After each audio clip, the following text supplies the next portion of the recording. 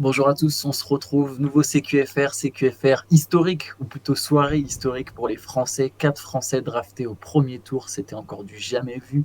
2 Français aux 2 premières places, 2 années de suite qu'on a un Français premier choix. Shai, cette draft, elle a surtout souri au tricolore, avec Zachary Rizaché, donc pris en première position, Alex Sarr en deuxième position, Tidjane Salin en sixième Mm. position, sixième choix du côté des Hornets. Pour Rizaché, c'était les Hawks, pour Sarr, c'est les Wizards, et Pacom Dadier qui a été drafté en 25e position par les Knicks. Ouais, soirée historique, tu l'as dit. Encore une fois, il faut bien se rendre compte de ce que ça veut dire. Les gens qui suivent la NBA depuis peu de temps ont pris l'habitude que des talents internationaux et même des Français soient draftés assez haut. Tous les ans, on a un Frank Ntilikina, un Killian Hayes, enfin ça arrive, un Bilal Koulibaly. Victor Wembanyama étant quand même une exception. Mais se dire qu'il y a 4 Français au premier tour, que les 2 premiers choix, c'est des Français, c'est la première fois qu'il y a 2 joueurs internationaux qui sont pris aux 2 premières places déjà. Ça, je trouve que c'est pas banal. Et que ce soit 2 Français, quelle que soit la suite, et on leur souhaite évidemment une superbe suite dans leur carrière, c'est assez incroyable. C'était franchement émouvant parce que Rizaché était très ému dans les bras de sa mère. Il y a eu le côté Madeleine un peu avec son père parce que voilà, on a vu jouer son père avec l'équipe de France et dans le championnat de France et en Europe, hein. Il y a tout un truc qui fait que c'était quand même assez émouvant. Alex Sarr derrière, dont le nom nous parle un peu moins, même si on connaît aussi son frère. Tidjane Salin, belle montée, on le voyait un peu plus bas, et là Charlotte le prend en 6ème position. Et on sait qu'il a un gros potentiel avec notamment Steve Clifford, mais beaucoup de dirigeants le tenaient en haute estime au niveau de son potentiel. Clifford apparemment, qui est maintenant dans le front office, a fait des pieds et des mains pour que Charlotte le draft. Et pas comme Dadier, dont on n'était pas certain de la présence au premier tour, qui en plus va rester a priori. Enfin, son intention, c'est pas Ouais. du tout d'être en draft and stash. T'as raison, c'est une soirée historique et forcément, c'est un peu excitant dans le sens où on se dit, putain, on va avoir une équipe de France. Si tous les mecs qui viennent tous les ans, qui restent les anciens, enfin les joueurs actuels, plus ceux là qui arrivent, on a de quoi être une nation encore plus incontournable dans le basket mondial. On est déjà une très belle nation, mais là, c'est forcément, tu vois, la draft reste une mesure étalon du talent, et voir des Français comme ça fait vraiment plaisir. Ouais, c'est clair. C'est clair. En plus, comme tu as dit, il y en a d'autres qui arrivent, hein. L'an prochain, Nolan Traoré, pour Mhm. l'instant, il a annoncé deuxième choix de la draft. Alors, les mock drafts à 1 an, ça vaut ce que ça vaut. Autrement dit, pas grand-chose. Mais Nolan Traoré est présenté comme le plus gros prospect derrière Cooper Flag pour l'instant. Donc, c'est vrai que ça ferait 3 années de suite avec un Français drafté très haut. Ça serait excitant. Il y a le second tour, il y aura peut-être encore des Français draftés. Ils Mhm. sont 3 en liste, si je ne dis pas de bêtises. Aginsa, Traoré et Diawara. Oui. C'est ça. Les 3 Français susceptibles d'être draftés au second tour, même si ce sera surtout le cas, je pense, pour Aginsa. Pour les 2 autres, ça risque d'être plus compliqué, mais sait-on Mhm. jamais. On peut revenir un peu sur les destinations. Il n'y a pas eu de surprise au final. Rizaché, Sarr, ça fait un moment qu'ils sont annoncés 1 et 2, et on se retrouve exactement 1 et 2. Rizaché aux Hawks, Sarr aux Wizards. Qu'est-ce que ça t'inspire? Est-ce qu'il y a une situation que tu trouves favorable à une autre? Ou qu'est-ce que tu penses tout simplement de Rizaché au sein des Hawks et de Sarr au sein des Wizards, même si pour le coup on a déjà eu l'occasion d'en parler beaucoup, et notamment Ouais. toi qui étais déjà en direct hier sur Twitch avec Benjamin. Ouais, Mais on s'était fait à l'idée pour Rizaché à Atlanta, hein. Je trouve quand même toujours curieux ce qu'il y a eu avec Sarr et Atlanta. C'est un peu parce que en soi, son profil pouvait correspondre ouais, peut-être plus aux besoins des Hawks, mais le fait qu'il n'y ait pas eu de workout, enfin c'est pas non plus si habituel que ça. En théorie, t'es first pick, enfin si tu penses être first pick, peu importe la destination, quoi. Alors, même en termes de salaire, c'est quelque chose qui est difficile à refuser. Sinon, bon, et pour les destinations, je pense que dans tous les cas pour Rizaché, c'est très bien parce que c'est pas une franchise qui m'a l'air partie pour du full tanking. Et si elle le fait, ce sera pas grave parce que je pense qu'il y a quand même des fondements, des fondations solides. Moi, je m'étais fait à l'idée que ce serait lui le first pick et j'aime son profil, j'aime sa personnalité. Je pense qu'il va réussir. Et pour Sarr, c'est très bien aussi parce que Washington, il y a un terrain d'expression, je pense, peut-être même plus qu'à Atlanta si les choses restent en l'état. En tout cas, en l'état, avec Trae Young, Dejounte Murray, le fait que les mecs aient pas bougé encore, ça laisse peut-être un peu moins d'opportunités. Mais à Washington, je pense qu'il y a la place de devenir le très gros joueur défensif qui peut être assez rapidement. Donc forcément les Wizards, c'est pas l'équipe qui nous emballe le plus de base, hein, ces dernières années, on va pas se mentir. Mais là, là, je pense que c'est plutôt une bonne destination finalement pour lui aussi, et il aura du temps de jeu et des opportunités. Pour ce qui est de Tidjane Salin, Charlotte aussi. Charlotte, c'est un peu, il y a un côté Suicide Squad de l'équipe avec certains des joueurs, mais ils sont en train de changer, ils sont en train d'essayer de passer un autre cap, entre le changement de coach et puis renouvellement peut-être un peu de l'effectif aussi. Donc il peut aussi avoir des opportunités. Ils vont peut-être pas chercher non plus à gagner tout de suite, donc il y a de quoi développer un jeune comme Salin. Pour Dadier, c'est un peu plus compliqué. On ne sait pas, les Knicks, c'est une équipe qui vise quand même gros, et on en parlera tout à l'heure. Il y a encore eu des moves du côté des Knicks là, autour de la draft. Donc dans les prévisions qu'on avait fait dans l'article qui était sorti la veille de la draft, je crois qu'on avait fait sur les scénarios possibles que Benjamin avait fait. C'était déjà bien que Dadier soit, enfin, premier tour, c'était déjà bien, et moi je l'envisageais comme un joueur capable dont les opportunités se limiteraient peut-être à des allers-retours en G-League, peut-être dans une équipe compétitive, hein, comme New York. Mais ouais, je suis content que ce soit New York et qui reste théoriquement NBA s'il n'y a pas de draft and stash. Déjà pour l'expérience, ça peut être bien, comme ce qu'a eu un Ousmane Dieng par exemple, dont on attend de voir ce qu'il va donner après. Mais globalement, je me dis pas pour l'instant que ces quatre-là sont dans un bourbier. Ça peut changer, hein, avec le temps, mais c'est des situations intéressantes. Ouais, je pense que tu as parlé de terrain d'expression. Je pense que c'était le plus grand facteur de motivation peut-être pour Alexandre Sarr. Au Wizards, il va arriver à un endroit où tout est à reconstruire. Donc il peut décider de son poste, il peut décider de son rôle. S'il était aux Hawks, moi je trouve que c'était un fit parfait, les Hawks, sur ce qu'avaient besoin les Hawks, mais effectivement peut-être pas ce qu'avait besoin Sarr, même si je pense que quelque part, il aurait pu s'illustrer en jouant avec. En fait, jouer avec un mec comme Trae Young, mais effectivement, il y a cette incertitude. Est-ce que les Hawks ont gardé Trae Young? C'était, je pense, l'assurance de marquer 4 alley-oop ou 4 dunks faciles par match. Là, mais c'est vrai qu'à Washington, s'il décide que lui, il veut être un 4 et pas un 5, il va pouvoir arriver et dire non, je suis un 4. S'il décide qu'il veut avoir plus de tickets shoot, il aura plus de tickets shoot. Il y aura quelque chose, voilà, il y aura une plus grande liberté d'expression, je pense. Et il y a un petit côté. En fait, il y a que deux personnes, je pense, pour l'instant, aux Wizards, que 2 joueurs qui font partie du projet. C'est lui et Bilal Koulibaly, donc les 2 Français. Et c'est 2 défenseurs. Et c'est vrai que là, les Wizards, je pense, n'ont toujours pas leur franchise player. Non. Je pense qu'ils en sont conscients. Mais par contre, ils ont 2 joueurs avec une très forte polyvalence défensive qui seront peut-être des compléments parfaits de ce futur franchise player, qui sera peut-être Cooper Flag. Je pense que les Wizards seront mauvais. Ils ont déjà transféré Deni Avdia pendant la draft. Ils ont échangé donc. D'ailleurs, ils ont pris Carrington. Pardon, toi tu connais mieux quel poste, Carrington? C'est mon poulain, c'est un meneur arrière, c'est un combo garde. Ok. Donc du coup, ils pourront tester Carrington, Koulibaly. Enfin bon, ils vont faire jouer plein de jeunes. Lui, je le connais pas du tout. Très content. C'est un peu mon style. Enfin, c'est le joueur qui était hors de la loterie souvent que je mettais moi dedans. Pour le coup, autant j'ai pas vu énormément de matchs cette année, mais j'avais regardé Pittsburgh et j'avais regardé son profil et j'aime beaucoup de joueurs. Donc s'il a du temps de jeu à Washington, je serais très très content. Ouais, parce que du coup, c'est le 14e choix des Blazers qui a été envoyé à Washington. Je pense que Washington va se séparer de Kyle Kuzma. Jordan Poole, je sais pas encore, ça c'est pas sûr, mais Kyle Kuzma, ça m'étonnerait vraiment pas qu'ils s'en séparent, même s'ils n'ont pas une pression de temps pour le transférer. Donc c'est que les Kings sont intéressés. Et donc voilà, Washington va encore perdre des matchs, aller se chercher encore sans doute un top pick ou un choix très haut placé la saison prochaine, au moins, voire encore celle d'après. Et Sarr va pouvoir s'exprimer. Pour Isaché, il faudra voir ce que ça donne. Effectivement, il y a la pression d'être le premier choix. Ça va être...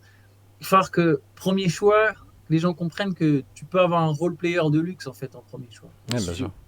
Ce sera peut-être plus que ça, Rizaché, dans le temps, certainement, mais là, pour l'instant, un mec qui coupe, qui joue intelligemment, qui fait les bons choix, qui, j'espère, aura une bonne adresse à 3 points, ça sera très important pour lui, qui va former une paire défensive très intéressante avec Jalen Johnson. Ils ont encore des André Hunter, ils ont plusieurs joueurs entre guillemets, du même profil. C'est intéressant, les Hawks. Moi, je trouve ça intéressant. Je pense que Hunter, enfin, le Hunter, à mon avis, il sera vite candidat à un trade. Il y aura des moves, il y aura des moves avant le début de la saison parce que je sais pas exactement lesquels. Est-ce que ce sera juste des petits moves d'ajustement pour faire de la place à Rizaché, par exemple, pour que Jalen Johnson continue son éclosion, mais il y aura des moves à mon avis. Je sais pas si ce sera ça ou Trae Young et Dejounte Murray. Enfin, il va se passer des choses, je pense, Il va se passer des choses à du Atlanta. côté d'Atlanta. Mais je repense à Rizaché, je repense au moment de la draft. On a quand même entendu Adam Silver prononcer Bourg-en-Bresse. Ça, c'est quand même. C'est quand même assez incroyable.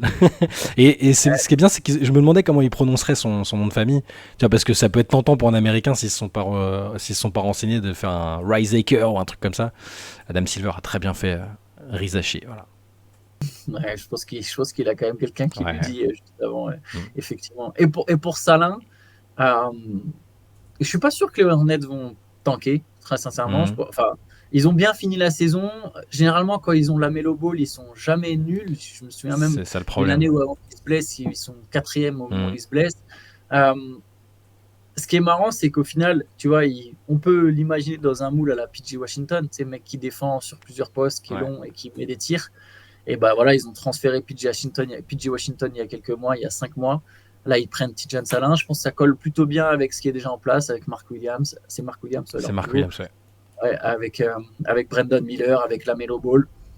Ça colle. Et il est pris plus haut qu'annoncé, mais je pense que ça peut coller. Mais c'est vrai que Il aura l'équipe est sympa. L'équipe est sympa, mais t'as tout dit sur la première phrase. C'est-à-dire quand il y a la Melo Ball. Et le problème, c'est qu'il y a quand même des soucis pour être apte. Hein. Quand il est là, il est effectivement très fort. Il a été All-Star. Mais il manque beaucoup de matchs à cause de. C'est les chevilles en général. Hein, c'est souvent les chevilles. S'il est là, je suis d'accord. Ils ont quand même une belle petite équipe. Brandon Miller a été bien meilleur que ce à quoi je m'attendais, par exemple. Les recrues qu'ils ont faites pendant là en cours de saison étaient plutôt intéressantes aussi. Là, tu rajoutes Salin, ça a changé au coaching staff. C'est une équipe que je peux aussi bien voir être une bonne petite surprise, accrocher le play-in ou être pas trop loin même des places qualificatives directes. Parce que Miles Bridges aussi, quoi qu'il ait pu faire, il est toujours là, c'est un très bon joueur. Faut voir s'il reste, t'as raison. Ouais. Parce que du coup, par contre, s'il reste, Salin sortira sans doute du banc. Ouais. Il y a toujours Grant Williams, tous les joueurs qui sont arrivés des trades, les Treman, Mičić et compagnie. C'est une équipe pas mal qui peut se développer. Il leur manque pas tant de choses que ça pour être vraiment intéressant. Faudra voir au niveau du. Ma mémoire me fait défaut, mais ils ont remplacé Clifford déjà. On sait qui le remplace. Par Charles Lee, je crois, qui est l'assistante, qui était assistant aux Celtics. Ah ouais, oui, il avait été nommé, mais tu vois, j'étais passé à côté. Ouais, Charles Lee, c'est ça. Ouais, lui, officiellement nommé hier, mais qu'on l'a même pas fait. C'est ça. Mais ça, ouais, ça. Et ça fait plusieurs années que lui, il est évoqué dans tous les dès qu'il y a une position qui se libère, il est sur le coup. Ouais, du coup, bon, à voir ce que ça va donner. Pour pas comme Dadier, je pense que les Knicks de toute façon avaient besoin. Ils ont trade down d'un pick de passer de 24 à 26, sachant qu'ils ont gardé le 25. Ouais.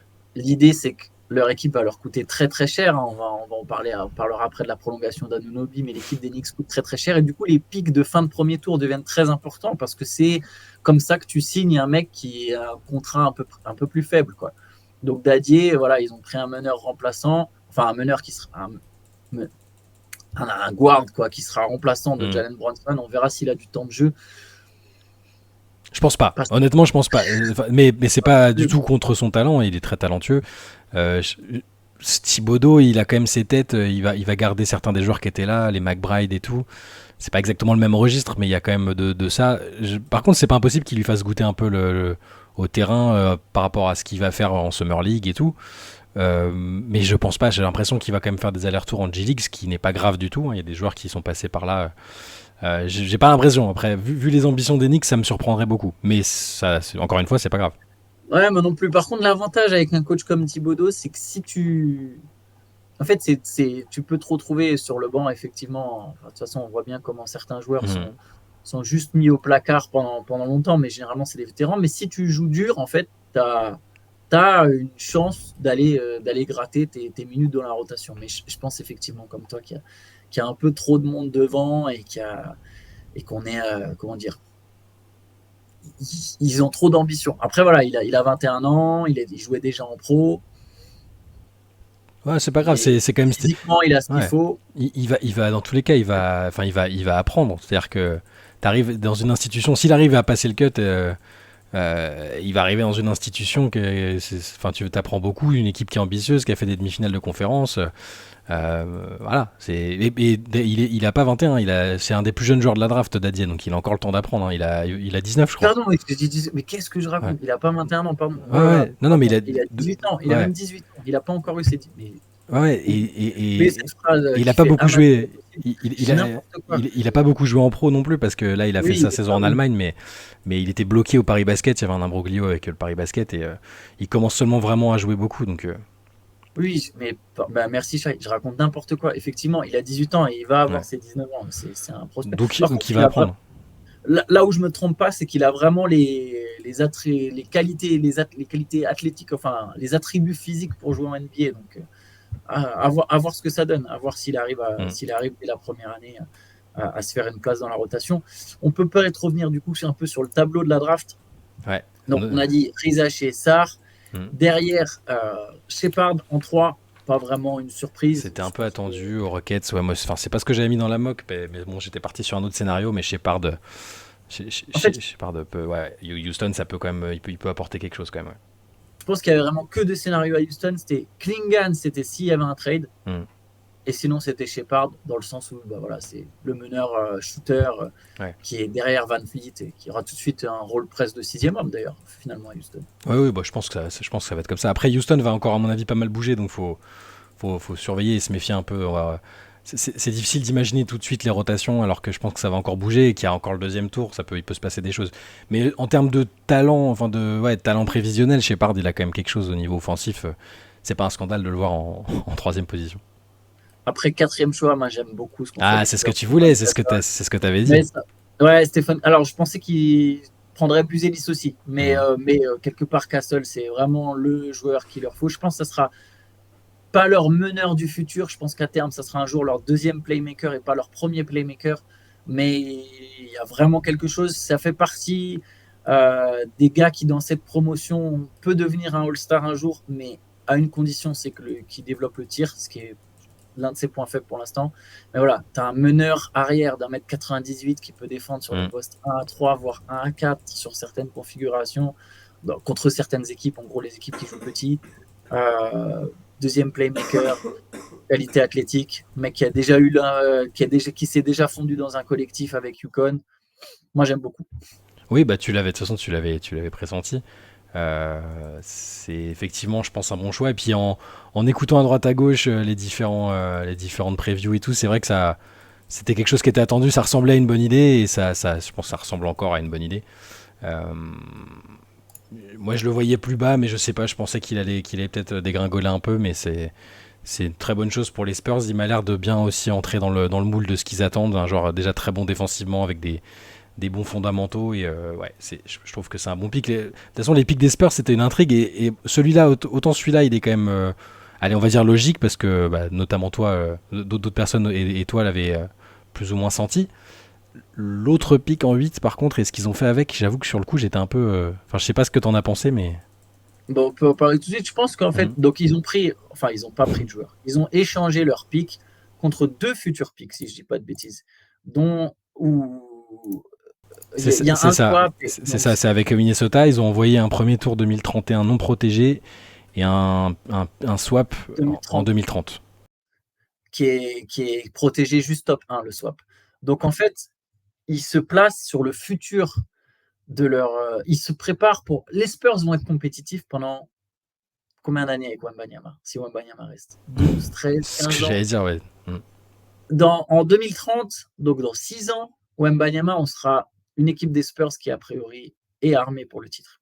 Ils n'auront pas d'autre choix. Il sera théoriquement, si on suit la courbe de progression, l'un des meilleurs joueurs de la ligue. Tu seras en position de jouer le titre. Et donc, qu'est-ce qui se passe quand tu es en position de jouer le titre? Il faut que tu aies de la flexibilité, il faut que tu aies des assets. Et là, ils se retrouvent avec un pic des Timberwolves en 2031. On ne sait pas exactement ce que ça va donner Minnesota en 2031. Ils auront peut-être encore Anthony Edwards, qui sont peut-être encore compétitifs. Mais tu ne peux pas trop savoir ce qu'il y aura autour de Kat, ce qu'il y aura autour de Gobert. Un pic des Wolves en 2030, ou tout simplement juste des pics. Oublions, ils ont aussi celui de Dallas, d'ailleurs, en 2030. tu as des pics que tu vas pouvoir échanger contre des joueurs à ce moment-là quand tu veux remodeler ton effectif ou tout simplement faire venir des mecs en fin de premier tour. Comme je le disais, c'est des contrats pas chers. Donc moi, je trouve ça très intéressant d'avoir ces pics-là. Maintenant, ils ont tradé le choix 8. Je pense qu'en fait, ils n'avaient pas leur gars en 8, quoi. Ils voulaient qu'un seul gars. Je pense qu'il n'y avait qu'un seul gars, c'était Castle. Peut-être ils voulaient Salin ou un autre des mecs qui est parti avant. Et ils se sont dit, bon, bah voilà, nous, Rob Dillingham, ça ne nous emballe pas. On veut pas ce gars-là, ou on veut pas les mecs qui sont disponibles. C'est-à-dire à ce moment-là, il restait Cody Williams, Buzelis, moi j'aime, ou Carter, tu vois, je trouve que c'était des joueurs intéressants. Mais bon, ça a priori, ça les intéressait pas plus que ça. Donc ils ont fait ce trade. Moi, je pense que c'est un bon trade. Rob Dillingham, je suis pas grand fan, moi, perso. Mais bon, après, j'ai très peu vu et c'est un avis très limité. Mais le profil, ça, tu vois, je suis pas sûr à quel point il peut devenir consistant. Par contre, voilà, pour les Timberwolves, c'est un mec qui va apporter un peu de scoring et de création. Ouais, mais ce qui était étonnant, c'est juste que dans les scénarios qu'on avait envisagés, on se disait est-ce que s'il bouge l'un des trades, l'un des picks, pardon, ou les deux, c'était pour faire venir un joueur un peu confirmé. Je sais que tu t'adhérais pas à cette théorie. Ça, c'est un truc de fan, je pense. Voilà, mais il s'est avéré que tu avais raison. Déjà parce qu'ils avaient ciblé Castle, clairement. Et c'est juste au niveau de la contrepartie, on se disait ils vont peut-être récupérer un joueur actuel ou même trade down, on sait pas. Et c'est pour ça que ça a un peu surpris, mais au final le move est peut-être intéressant parce que il récupère d'autres assets pour le futur. 2030, en fait c'est en voyant 2030-2031, t'as l'impression que c'est dans 25 ans. C'est éloigné sans être éloigné, donc ça a du sens finalement de. C'est des atouts qu'ils pourront réutiliser plus tard, justement au moment où ils accéléreront, où la courbe, où ils voudront atteindre plus vite le moment où ils seront très très ambitieux, je pense. Mais en fait, 2030, c'est suffisamment loin pour te dire que les Timberwolves, ils ont le temps de se casser la gueule. Ouais. C'est un peu le pari que tu peux faire. C'est ce que font certains quand ils demandent le pic 2029 des Suns ou d'autres équipes, tu vois. Ouais, c'est loin, tu vois. Et même si c'est un choix en fin de premier tour, en fait, ça sera toujours un choix que tu peux échanger. Maintenant, pour un joueur confirmé, le pick 8, quel joueur tu obtiens pour le pick 8? Parce que qui va se dire, ah là, mon joueur, il est moins fort que ce que je vais récupérer en 8 dans une promotion moins excitante. Tu vois, c'est compliqué là. Huitième choix, oui, c'est cool, ça sonne bien, c'est dans le top 10, mais en vérité, oui, il y a des stars, il y a des superstars qui se développent. Au final, tu te rends compte, Paul George, c'est le 10e choix, Kawhi, c'était le 15e, mais tu vois, ça reste pas un 8e choix. Je peux t'en donner d'autres à l'inverse, c'est des Noah Vonleh, enfin, tu vois, Ouais. c'est compliqué, quoi. Moi, je suis pas surpris qu'ils aient pas cherché un joueur confirmé. Après, voilà, ils ont encore plein de pics, donc ils peuvent toujours aller faire une star s'ils veulent ou un autre joueur confirmé. Ils peuvent balancer leur propre pic futur ou des trucs comme ça, mais bon, ça me surprend pas des masses leur stratégie. En 5, ça par contre, ça me surprend. Ron Holland aux Pistons. J'ai pas compris. C'est un joueur pareil, ils sont tous des qualités, mais ouais, je m'attendais pas forcément à ce qu'il soit pris là. Je le voyais plus bas, même s'il fait partie des joueurs qui. En intro, tu as dit qu'il y avait des joueurs qui. Je crois que c'était en parlant de Nolan Traoré. Tu disais il y a des mecs qui sont annoncés maintenant first pick ou dans le top 5, ça veut rien dire. Ron Holland, il a été nommé parmi les joueurs qui pouvaient être first pick à un moment, comme Isaiah Collier qui a été pris en 29, je crois, ou par Utah. Enfin, donc ça veut effectivement strictement rien dire. Et Holland, sa cote a dégringolé parce qu'il jouait avec la Team Ignite et que ça a pas marché, que le programme a même disparu. Mais il y a des qualités assez brutes qui sont là. Après, je pensais quand même que les Pistons tenteraient autre chose. On va voir, peut-être qu'on se trompe et que c'est le joueur qui leur manquait pour progresser. Faut pas oublier que là aussi il y a un changement de coach, que ça a bougé aussi au niveau du front office, donc c'est une autre façon de faire, on va voir. Mais j'étais assez surpris aussi, ouais. Les Pistons ont engagé l'un des meilleurs coachs de shoot. Ça a beaucoup tourné, ça. Fred Vinson. Et l'idée, c'est de faire progresser. Parce que là, en fait, Hollande, c'est un mec athlétique, gros potentiel scoreur, mais qui n'a pas de shoot. Et Ozar Thompson, c'est un mec athlétique qui n'a pas de shoot. Donc, si Vinson, il leur fait passer un cap, nickel. Les Pistons auront fait des super opérations parce qu'ils auront potentiellement 5 mecs ultra athlétiques sur le terrain, et dans le lot, s'il y a 2-3 shooters, ça devient vraiment très très intéressant. Mais si Si la progression au shoot, elle se fait pas du côté d'Holland et Thompson, pour avoir du spacing avec Duren, Holland, Thompson, Ivy et Cunningham sont pas des super shooters non plus. Je veux dire, ils sont capables de mettre des 3 points, mais c'est des slashers d'abord. Ça peut être compliqué. Mais bon. C'est presque dommage que Vincent soit pas arrivé quand il y avait encore Killian Hayes. C'est ce que je me dis. C'est pas du tout contre Killian Hayes, mais on sait que c'est le truc qui a fait que sa confiance a pas décollé. C'est que tout le monde arrêtait pas de lui parler de son inefficacité au shoot. Ça aurait été intéressant de le voir avec un coach vraiment spécialiste. Après, ils ont des shooting coachs, hein, toutes les franchises NBA ont des shooting coachs, mais avec un mec d'élite, peut-être que ça aurait été autre chose. Mais bon, on n'en est pas là. Kylian Hayes, qui d'ailleurs, petite parenthèse, a quitté le groupe France, ne fera pas les Jeux Olympiques. Ousmane Dieng non plus. C'était un peu attendu pour Dieng. Hayes, on savait pas trop, et même s'il y avait du monde à l'arrière, je pensais quand même qu'on le verrait au training camp. Mais bon, c'est un autre sujet. De toute façon, les JO arrivent bientôt, on aura le temps de décortiquer un peu les listes définitives, mais ouais, il est déjà plus dans le groupe. Ouais, c'est un peu spécial. On va évidemment pas faire tous les pics, mais il y a quand même d'autres que je trouve intéressants. Le 7e choix, donc au 6e, on sait c'est Salin. 7e choix, Klingan aux Trailblazers. Je pense que Klingan, à partir du moment où il n'était pas pris en 3, ça pouvait être que en 7, parce que les équipes devant, elles ne cherchaient pas un pivot. Je trouve ça intéressant pour Portland. Je pense que ça annonce du mouvement aussi encore du côté de Portland.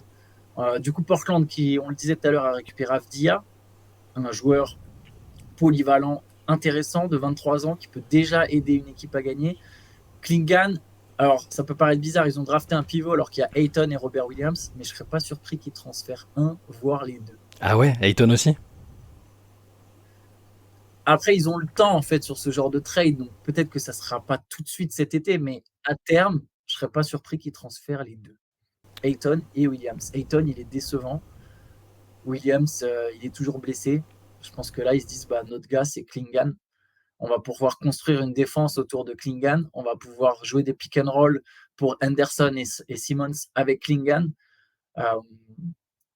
Simons. Ouais, Simons, ouais. Simons. Faire en fait, deuxième c'est Simmons et un M c'est Simon. Ouais. Mais tu vois, le 5, Anderson, Simons, Sharp, Avdia, Klingan, moi je trouve ça cool. Maintenant, je me suis fait à l'idée maintenant. Mais en fait, sur le coup, on l'a appris en live avec Benjamin sur Twitch. Sur le coup, mon réflexe c'était d'être extatique parce que Avdia quittait enfin Washington. Et après, je me suis dit, bon, il arrive à Portland. c'est pas une équipe où il va trouver la situation que j'espérais pour lui, c'est-à-dire un contender ou au moins une équipe ambitieuse, parce que je pense qu'il se révélera vraiment dans ce genre d'équipe.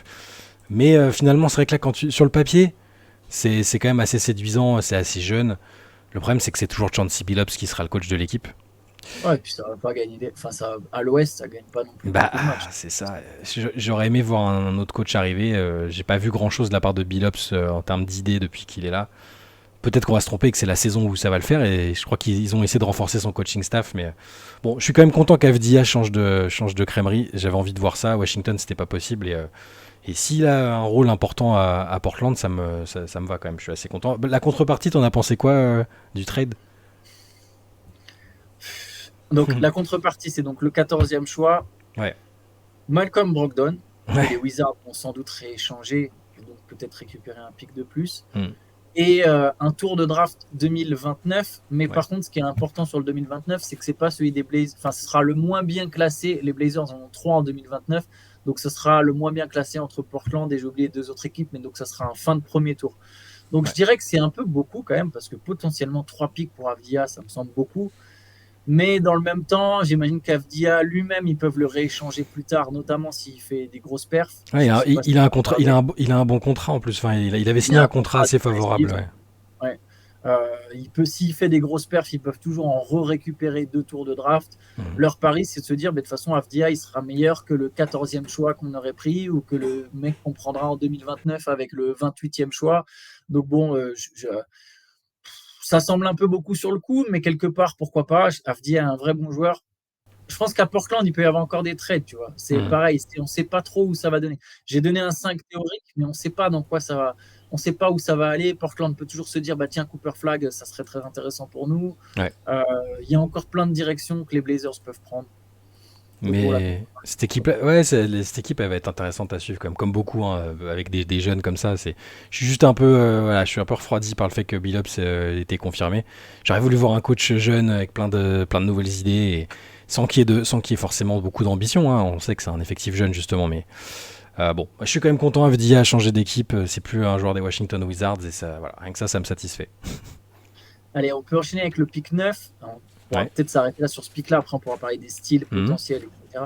Zach Edey aux Ouais. Grizzlies. Je tiens à dire, je voulais vous le dire hier quand vous en parlez avec Ben Mhm. de Zach Edey. J'allais vous dire, je suis sûr qu'il sera pris haut. Mhm. Honnêtement, je n'aurais même pas été surpris si les Blazers ils avaient trade down pour aller chercher Edey. Et que les Grizzlies avaient, c'est un trade que j'avais mis dans un papier, et que les Grizzlies avaient cherché à aller en 7 pour prendre Klingan.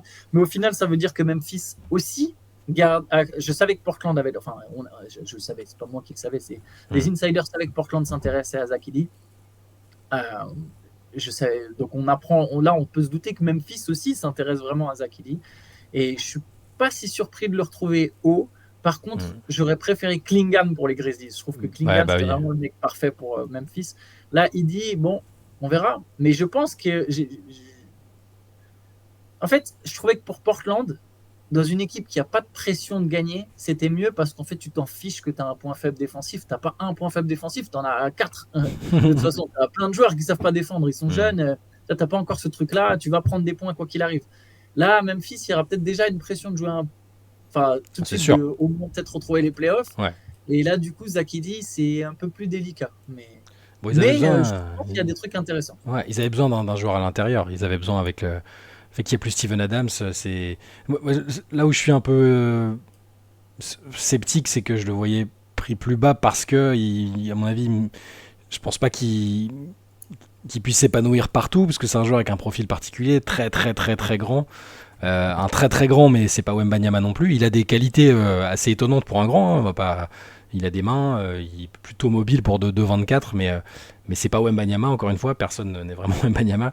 Et je le voyais, moi je l'avais mis à OKC un peu plus bas, parce qu'OKC avait aussi besoin d'un intérieur sur même un temps de jeu assez court. Donc pour les Grizzlies, pourquoi pas, hein, ça fait une bonne présence à l'intérieur. C'est un joueur, il débarque pas non plus. Il a fait toutes ses saisons à Purdue. Ils sont allés jusqu'en finale cette année. Enfin, c'est bien, mais ça me paraît un peu haut. J'ai l'impression que c'est le genre de joueur sur une autre QV, il aurait été pris plus bas, tu vois. Mais bon, c'est un profil atypique. Peut-être que c'est parfait, que les Grizzlies ont visé juste. On verra. Et ça va aussi dépendre du développement de ce qu'il arrête pas d'annoncer, son tir à 3 points. En disant qu'il l'a en lui depuis la fac, mais que les consignes, c'était de pas trop l'utiliser.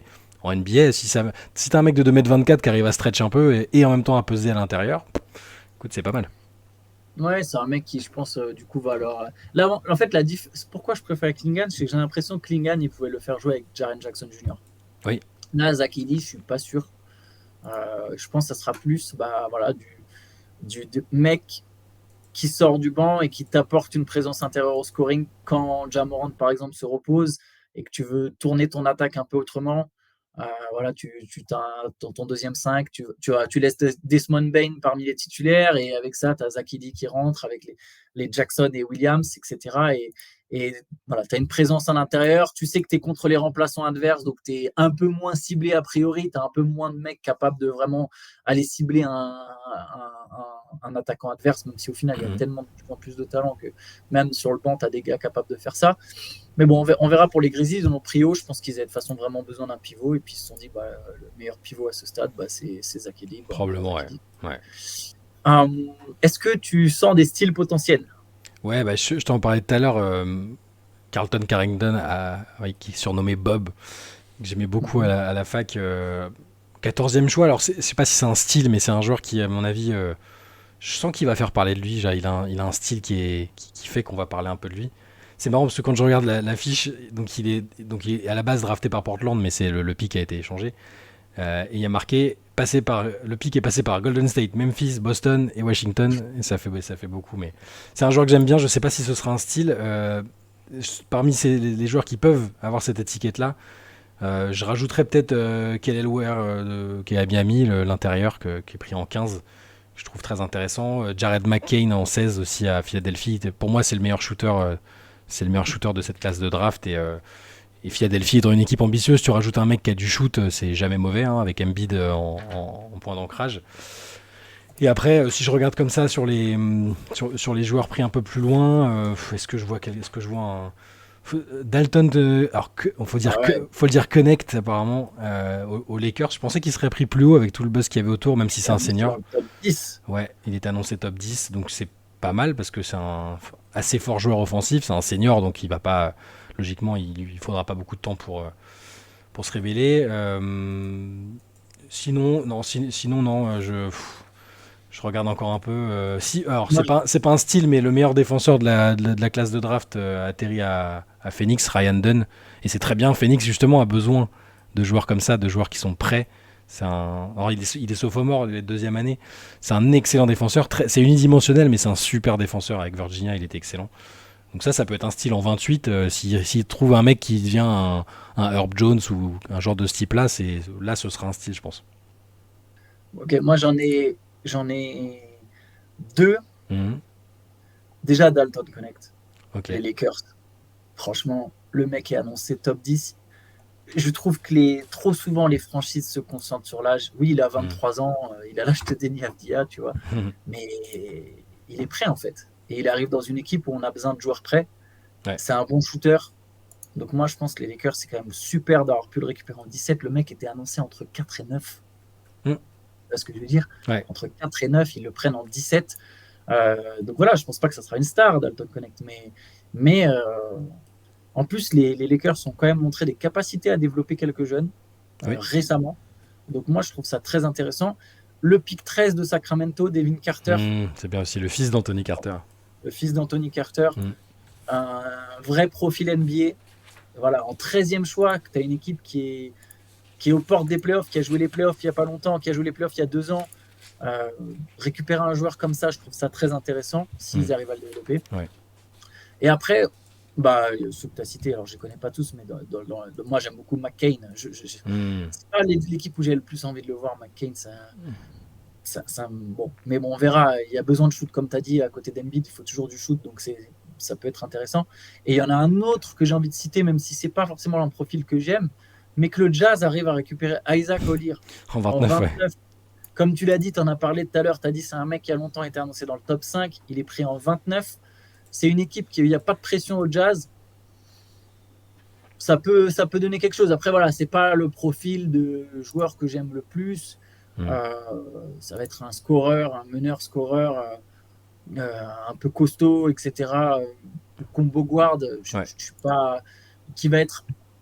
Qui a un jeu d'un 2, mais peut-être un peu trop petit pour jouer 2. Enfin bref, ça va être un peu spécial, mais ça reste quand même un mec que tu prends en 29 alors qu'il était annoncé Ouais.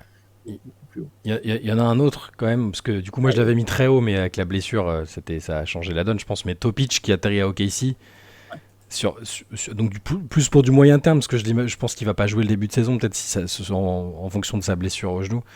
C'est quand même, enfin, vu le talent du garçon et le fait ils auront peut-être un moment besoin d'un meneur remplaçant avec ce profil-là de playmaker. Je trouve que Topic en 12 c'est plutôt pas mal aussi de la part de Casey. Ouais, sachant que pour le coup, c'est une franchise dont on sait aussi qu'ils savent développer les talents. Ouais. Et notamment son tir, lui, va être la grande question. Voilà, avec son tir et son genou, ça faisait quand même 2 red flags pour Hmm. descendre. Ouais. Et du coup, il sort du top 10, mais tu as raison, c'est un mec très talentueux. Et pour le coup, il est dans une franchise qui va pouvoir le développer. Ouais, Il y en a un dernier qui est sorti du top 10, ouais, c'est Matas Boutzelis, du coup.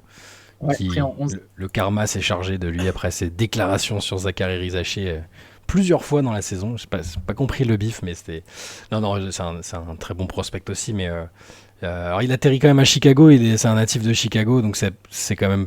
Je pense que c'est un lot de consolation intéressant pour lui. Si toutefois il est déçu d'arriver là, je suis pas sûr, hein, mais vu qu'il a quand même, il a l'air de tenir en assez haute estime ses capacités de joueur de basket. Peut-être qu'il se voyait au-dessus du 11e pick, mais Chicago pour lui ça peut être une bonne situation aussi. Hein. Il a quand même, il a du basket dans les pattes le garçon quand même, donc Ouais. il est peut-être pas prêt non plus parce que tous les gars qui arrivent de la Team Ignite et lui c'est son cas, on met un petit peu de temps à se mettre en route, mais bon pourquoi pas pour les Bulls s'ils sont dans la reconstruction, c'est un profil atypique aussi. Moi, j'aime Donc, bien. ouais, Je, non, mais c'est un beau basketteur. je suis pas un énorme fan du mec, tu vois. C'est pas un gars Mm, sur qui j'aurai un chouchou comme Stephen Castle ou, mm. d'autres, je pense qu'il a quelque chose. Et de toute façon, les Bulls vont passer, à mon avis, vont passer en mode full tanking. Ça va jouer avec Giddey, avec Kobe White, et ils seront même pas complètement ridicules par moment. Et Butzelis, il aura ses opportunités. Et effectivement, si un jour tu as un mec qui est en 18-8 de moyenne, bah, tu l'as pris au 11e choix. Quoi, tu vois. Un jour, on verra ce que ça donne pour Butzelis. Il y a eu, c'est vrai qu'on on fait long, mais bon, c'est un CQFR un peu spécial, on va dire ça comme ça. Il y a eu, donc on a parlé du move d'Avdia. L'autre gros move de la soirée, c'est quand même celui qui concerne les Knicks et OG Anunoby. On se doutait que les Knicks n'ont pas fait ce trade pour Mikal Bridges sans avoir la garantie de pouvoir garder OG Anunoby. Et effectivement, OG Anunoby prolongé 212 millions sur 5 ans. Voilà, gros contrat pour OG Anunoby, mais les Knicks ont leur équipe. Ouais, c'est énormément d'argent. 212 millions de dollars sur 5 ans, c'est énorme pour un joueur qui est plutôt un spécialiste défensif, mais c'est très bien par rapport au projet dont on a parlé déjà hier après le trade de Bridges. Ils veulent, ils savent quel joueur ils veulent, ils sont pas dans la quête de superstar, ils savent qu'Anunoby est fiable, il a été fiable en tout cas avant sa blessure, il était très fiable, ils étaient sur une super dynamique avec lui. Et ils sont en place, quoi. Ça y est, ils ont ce qu'il faut. Il y aura encore des mouvements, j'imagine, parce qu'à l'intérieur, c'est un peu incertain. Alors j'ai vu qu'Hartenstein, que j'imaginais être déjà parti, serait prêt à faire des sacrifices financiers pour rester. Enfin, en tout cas, à prendre moins d'argent pour rester dans le projet Knicks. Donc s'ils arrivent à garder Hartenstein, qu'ils ont fait Anunoby, qu'ils ont fait Bridges, que les autres joueurs autour restent, les Josh Hart, Jalen Bronson, quelques questions autour de Randle, Mitchell Robinson peut-être, mais l'équipe est franchement bien en place et ça a pas traîné. Donc j'aime bien, c'est vraiment dire qu'il y a une ligne directrice, c'est-à-dire qu'ils se disent pas bon comment on va faire, ils font le trade de Bridges le lendemain, littéralement, Anunoby est prolonge et les Knicks travaillent bien. Ouais, par contre, Hartenstein, ce serait plus une pay cut là qu'il prendrait. Mais après c'était dans les rumeurs d'hier. Peut-être que ça va pas être le cas et qu'il va quand même logiquement préférer l'argent. Mais peut-être que je sais pas quelles équipes lui proposent un contrat. Donc ça va dépendre de ça aussi. Peut-être que dans un premier temps il va se dire je prends un contrat très court pour rester au Knicks et tenter quelque chose. Et après s'il a confiance en lui et en ce qu'il peut faire, je pense que ça peut aussi valoir le coup de tenter autre chose que le contrat en lui-même. Mais bon. Après, si les Knicks transfèrent effectivement et Mitchell Robinson et Julius Randle, il y aura peut-être un peu plus de place pour aller signer Hartenstein. Ouais. Mais tu as raison de préciser que c'est sans doute pas fini à New York. Alors, Anunoby se retrouve avec 40 millions la saison. C'est évidemment pas le montant qui colle à ses qualités, mais on l'a déjà dit, les contrats, ça reflète pas la qualité, ça reflète un marché. Et la réalité d'un marché, et la réalité du marché, c'est qu'il fallait absolument garder Anunoby. Donc, il a un trade kicker, il a une option joueur, il est traité comme une star sur ce contrat. Et quelque part, il a joué 33 matchs avec New York, ils en ont gagné 27. Ah ouais, mais son arrivée, ça s'est traduit pas direct par une série de victoires. Ça a changé énormément, ouais. Donc voilà. Donc peut-être que les Knicks transféreront Julius Randle. Moi, j'aimerais bien. J'avoue que je sais que c'est injuste envers Randle, mais j'ai pas l'impression qu'il puisse vraiment faire passer un gros cap à cette équipe. En même temps, peut-être que je me trompe aussi, parce que quelque part, ça leur donne un scoreur de plus. Il faudrait voir quelles sont les offres qu'il y a pour Randle, qu'est-ce qu'ils peuvent récupérer, on verra si. Par contre, si Hartenstein part, est-ce qu'il faut vraiment transférer Mitchell Robinson ? Je suis pas sûr, parce que là, du coup, il faudra quand même un pivot. Il faut recruter à l'intérieur, parce que Mitchell Robinson, malheureusement, on l'a dit hier déjà, il n'arrive pas à faire des saisons complètes, enfin très peu depuis le début de sa carrière. Il est quand même fragile malgré son talent. Ils vont devoir faire des ajustements à la marge, mais ils ont le temps pour ça. L'essentiel, le plus gros du boulot est fait, à mon sens. Yes. Allez, je te propose qu'on s'arrête là. On a beaucoup, on a fait long sur la draft. Exceptionnellement, parlant de la draft, exceptionnellement, il n'y aura pas de CQFR du samedi, mais il y aura autre chose à la place. Il y aura un podcast spécial. Voilà, donc on prépare quelque chose d'assez lourd sur ce podcast. Donc voilà, soyez connectés samedi matin. Il n'y aura pas de CQFR, mais il y aura autre chose à la place et on fera une double dose de CQFR. Voilà, vous pouvez nous envoyez-nous vos questions pour la semaine prochaine. Pas de souci, on fera ça. Je vais essayer de répondre parce que j'ai regardé, j'ai jeté un coup d'œil. Vous avez envoyé plein de messages sympas et de questions très cool, mais je vais essayer de vous répondre par mail tout à l'heure vu qu'on va pas faire de CQFR du samedi. Mais continuez à nous en envoyer à cqfr.rivers@gmail.com et la semaine suivante on fera l'épisode habituel. Yes, bah écoute. Shai, on se dit à bientôt, à demain pour un nouveau CQFR et bonne journée à tous. Ciao.